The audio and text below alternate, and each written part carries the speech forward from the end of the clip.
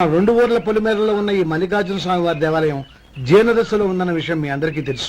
ఇన్నాళ్ళు మీ ఊరు వాళ్ళు పట్టించుకుంటారని మా ఊరు వాళ్ళు, మా ఊరు వాళ్ళు పట్టించుకుంటారని మీ ఊరు వాళ్ళు దీన్ని ఇలా వదిలేశారు. ఈ గుడి మీ ఊరికి ఎంత ముఖ్యమో మా ఊరికి అంతే ముఖ్యం. కాబట్టి మన ఇరు గ్రామ ప్రజలు కలిసి దాన్ని బాగు చేయించి కుంభాభిషేకం చేయించాలనే సదుద్దేశంతో ఒక కమిటీని ఏర్పాటు చేశాం. ఈ కమిటీలో 2 గ్రామాలకు సంబంధించిన ప్రముఖులు ఉన్నారు. కమిటీ ప్రెసిడెంట్ గా ఎవరిని ఎన్నుకోవాలనే విషయంలో శ్రీ గోపాలరావు గారి పేరు, శ్రీ లక్ష్మీపతి గారి పేరు పరిశీలనలోకి వచ్చాయి. అందువలన మేమందరం బాగా ఆలోచించి తర్జన భర్జనలు చేసిన మీదట శ్రీ గోపాలరావు గారే అన్ని విధాలా ప్రెసిడెంట్ పదవికి అర్హులని ఈ కమిటీ నిర్ణయించడం జరిగింది. అంచేత ఈ ఉభయ గ్రామ ప్రజలు శ్రీ గోపాలరావు గారికి ఉదారంగా విరాళాలు అందజేసి ఈ శుభకార్యాన్ని జయప్రదం చేయవలసిందిగా కోరుతున్నాం. ఏంటి ఇంకా రాలేదా? ఏంటయ్యా టైం 10 అవుతోంది. బోర్డు మీద 10 గంటలని రాసింది. మీ డాక్టర్ ఇంకా రాలేదు. అసలు మీ డాక్టర్ కి టైం సెన్స్, పంక్చువాలిటీ ఏమైనా ఉన్నాయా? ఇంతకీ మీరెవరండి? నేను డాక్టర్ అమ్మని. ఓహో, మీరు డాక్టరేనా? డాక్టర్ అంటే డాక్టర్ని కాదయ్యా, డాక్టర్ని చేసుకోబోయేదానని అర్థం. అవును, నువ్వెవరు?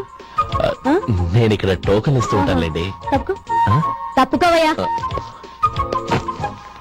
అవును, మీ డాక్టర్ కి ఎవరో అన్నయ్య ఉన్నాడంట కదా, ఎలాంటోడు? ఎలాంటోడంటే అదేనయ్యా, చాలా కోపిస్తుంది విన్నాను. ఎందుకని అడుగుతున్నారు? ఎందుకంటావేంటయ్యా? ఆ అన్నయ్య మాట వినగానే మీ డాక్టర్ గడగడా ఉణిగిపోతాడు. అసలు డాక్టర్ చదివే తమ్ముణ్ణి అలా భయపెట్టచ్చా? తప్పు కదా? తప్పేనండి. కాని కాని నాకు మీ డాక్టర్ కి పెళ్ళవని ఆ అన్నయ్య సంగతి అప్పుడు చెప్తాను. ఏం చేస్తానండి? ఏం చేస్తానా, సంవత్సరం తిరగకుండానే కవల పిల్లల్ని కని వాళ్ళ అన్నయ్య చేతిలో పెడతాను. వాళ్ళకి 5 సంవత్సరాలు వచ్చేసరికి ఆయన్ని బాగా మొట్టికెళ్ళేస్తారు. అలా నా కసి తీర్చుకుంటాను. ఈ డాక్టర్ ఎప్పుడు వస్తాడో ఏంటో. అది సర్లే కాని నువ్వు పని చేయి. మీ డాక్టర్ రాగానే నేను వచ్చి వెళ్ళానని చెప్పు. నేను అంటే ఓ, నా పేరు చెప్పలేదు కదా, నందిని. ఏం చెప్తావు? అదేనండి, నందిని గారు వచ్చి వెళ్ళారు అని చెప్తాను. గుడ్, పైకొస్తావు.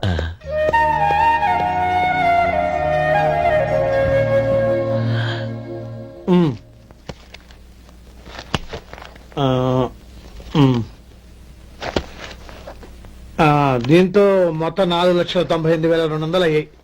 పోతే నువ్వు ఇచ్చినంత ఇవ్వలేకపోయినా ఈ దైవకార్యానికి నా వంతు చందా 1800. దీంతో మొత్తం 5 లక్షలు పూర్తయ్యాయి. సరేరా, నేను ఈ డబ్బు తీసుకుని పట్నం వెళ్లి బ్యాంక్ లో వేసి వస్తాను. అలాగే, నేను నీతో వద్దాం అనుకున్నాను రా, అనుకోకుండా సాయంత్రం ఇన్స్పెక్షన్ వచ్చింది. పర్వాలేదులే, వెళ్ళొస్తాను.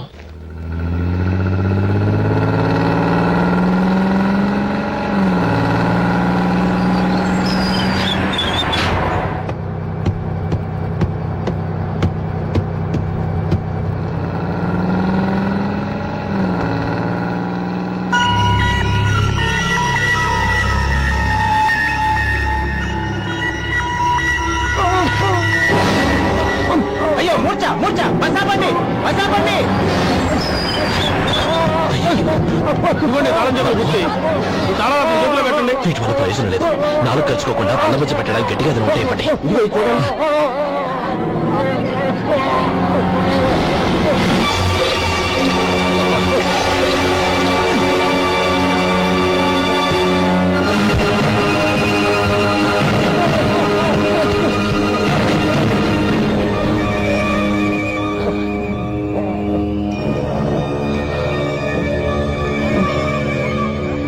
మీరు వెళ్ళి మీ సీట్లో కూర్చోండి, కొంచెం గాలాన్ని ఇవ్వండి.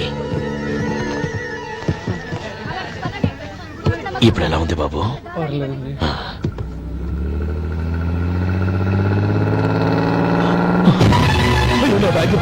నా బ్యాగ్ ఎవరైనా చూసారా? అందులో 5 లక్షలు ఉన్నాయి. ఎవరిని కింద దిగవద్దు, అందరినీ చెక్ చేయండి. నా అంచనా తప్పు కాలేదు. వాడి మంచితనమే వాడిని తప్పగొట్టింది. మన వాళ్ళని పంపించి గుడి తాలూకు డబ్బు కొట్టేశాడని పోలీస్ కంప్లైంట్ ఇవ్వండి. ఇప్పుడు ఆ స్టేషన్ ఎస్ఐ వాడి తమ్ముడే.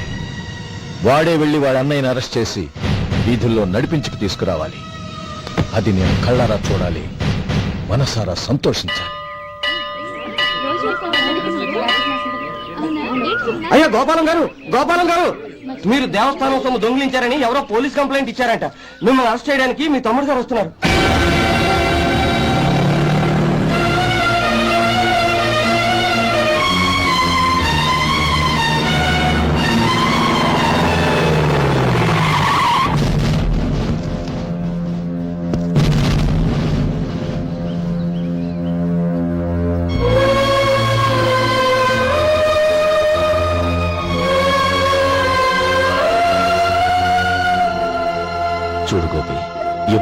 ఉద్యోగంలో చేరావో అప్పుడే తన పరానే తేడా మర్చిపోవాలి. నేరం చేసిన వాడు నీ తమ్ముడైనా అన్నైనా సరే శిక్షించాల్సిన బాధ్యత నీది. అదే నువ్వు నీ ఉద్యోగానికి ఇచ్చే గౌరవం.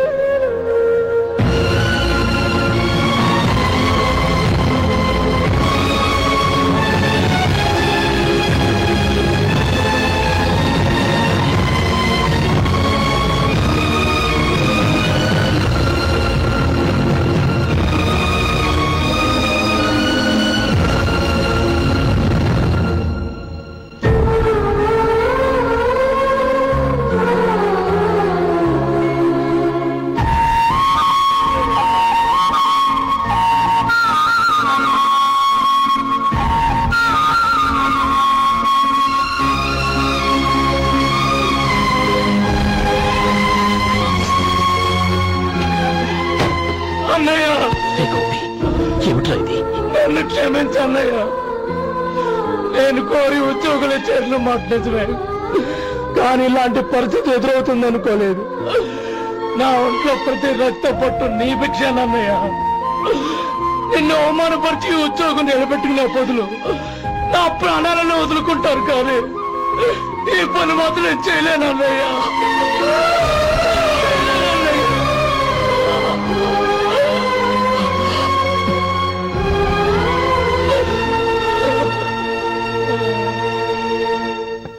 ఏరా, ఇన్నేళ్లు కష్టపడి సంపాదించిన ఉద్యోగానికి రాజీనామా చేస్తావా? కనీసం నీ పెళ్ళాం ఏమనుకుంటుందోనని ఆలోచించావా? ఇందులో అనుకోవడానికి ఏముంది మామగారు? ఎండనక వాననక కష్టపడి ఓ తండ్రి కంటే ఎక్కువగా ఈయన్ని పెంచి పెద్ద చేశారు బావగారు. అలాంటి దేవుణ్ణి అరెస్ట్ చేసే ఆ ఉద్యోగం ఈయనకు అవసరం లేదు. బాగుంది. అన్నకు తగ్గ తమ్ముడు, తమ్ముడికి తగ్గ పెళ్ళాం. సరే, మీ ఇష్టం.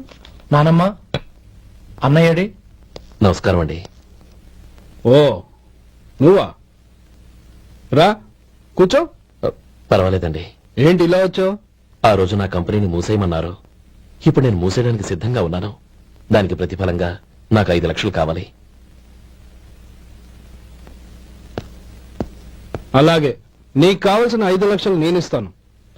చాలా థ్యాంక్స్ అండి. కానీ మీరు మీ కంపెనీని మూసేయక్కర్లేదు. సార్, అవును మిస్టర్ మధు, మీ అన్నగారికి జరిగిన అన్యాయం గురించి తెలుసుకున్నాను. మీ కుటుంబం గురించి కూడా విన్నాను. సహజంగా అందరూ ఐకమత్యానికి ఉదాహరణ రామలక్ష్మణులు అంటారు. కానీ ఆ రామలక్ష్మణులు ఎలా ఉంటారనేది పుస్తకాల్లో చదవడం తప్ప ఎవ్వరూ చూడలేదు. మీ అన్నదమ్ములను చూస్తే ఆ రామలక్ష్మణులు ఇలాగే ఉండేవారేమో అనిపిస్తుంది. అలాంటి కుటుంబానికి ఇలాంటి ఇబ్బంది రావడం నిజంగా దురదృష్టం. రామునికి హనుమంతుల్లా కాకపోయినా ఏదో వృత్తభక్తిగా నా వల్ల వీలైన సహాయం ఈ 5 లక్షలు తీసుకో. మీ కంపెనీ పేరు మీదే అన్ని సరుకులు తయారు చేయండి. నేను వాటిని ప్రపంచమంతా మార్కెటింగ్ చేస్తాను. సార్, మీ రుణం ఉంచుకోను. తొందరలోనే తీర్చేస్తాను. స్నేహితుల మధ్య రుణాలేంటి మధు? We are friends.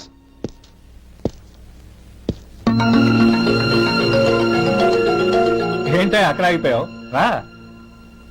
నువ్వు మీ అన్నయ్యని అరెస్ట్ చేయడానికి అట్టెళ్ళావు, ఆయన లొంగిపోవడానికి ఇటు వచ్చారు. అవును, యూనిఫామ్ చేత్తో పట్టుకొచ్చావేంటి? సార్, నేను రే, ఈ మాత్రం దానికే బెదిరిపోయి ఉద్యోగం వదులుకుంటావా? నువ్వు ఇలాంటివి ఎన్నో సమర్థవంతంగా ఎదుర్కోవాలి. నిన్ను నేను ఎస్పీగా చూడాలి. అది కాదన్నా. ఇంకేం మాట్లాడకు. ఇన్స్పెక్టర్ గారు, నన్ను లాకప్ లో పెట్టండి. ఆగండి సార్, ఆ డబ్బు ఎక్కడికి పోలేదు. నేనే తీసి జాగ్రత్త చేశాను. ఈ విషయం అన్నయ్యకి తెలియక బ్యాగులో డబ్బు కనబడకపోవడంతో అది పోయిందనుకున్నాడు. నేను పట్నం నుంచి వచ్చేసరికి జరిగిన గొడవంతా తెలిసింది. రే మధు, జరిగిన దానికి నన్ను క్షమించనయ్యా. ఇంటికి వెళ్ళాక అన్ని వివరంగా చెప్తాను. సార్, ఇదిగోండి 5 లక్షలు.